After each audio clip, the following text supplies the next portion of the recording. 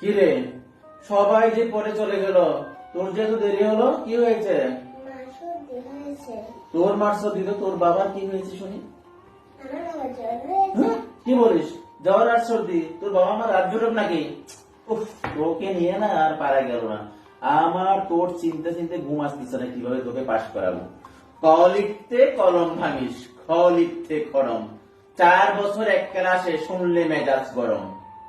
সারাদিন তোর করিসটা কি? ঘুম নেই তোর চোখে? এই শুনে রাখ, লাস্ট ওয়ার্নিং, সময় দিলাম 6 মাস। এর মধ্যে শিখতে হবে সন্ধি এবং সমাস। সমাস শুনে আনন্দতে দুহাত তুলে নাচছ, এরপরে তো ঘুম ছুটাবো কারক বচন বাচ্য। বাংলা গ্রামার মানে হলো মাথার উপর খাড়া, নত্য সত্য, লিঙ্গ পুরুষ, বিভক্তি বাগধারা।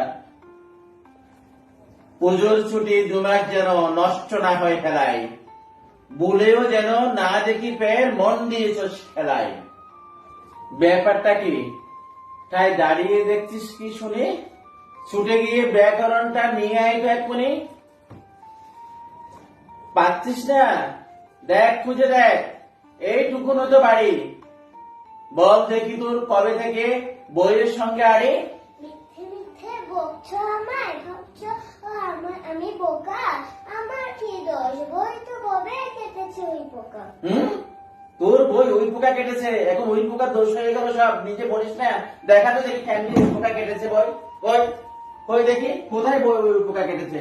কই, এই সব বই তো ঠিক আছে, দেখি দেখা। আর কই, কোথায় বই দেবে? দেখা এদিকে আয়, দেখা।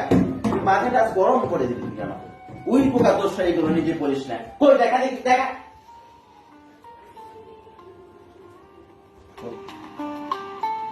মাস্টার সাহেব, আমি নাম দস্তখত শিখতে চাই, কোনোদিন কেউ যেন বলতে না পারে তোমার ছাত্রের বুদ্ধি নাই।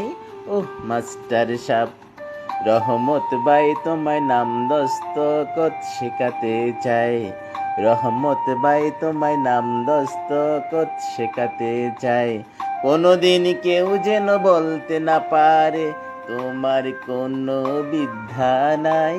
ও রহমত ভাই, ও মাস্টার সাহেব, আমি নাম দস্তখত শিখতে চাই।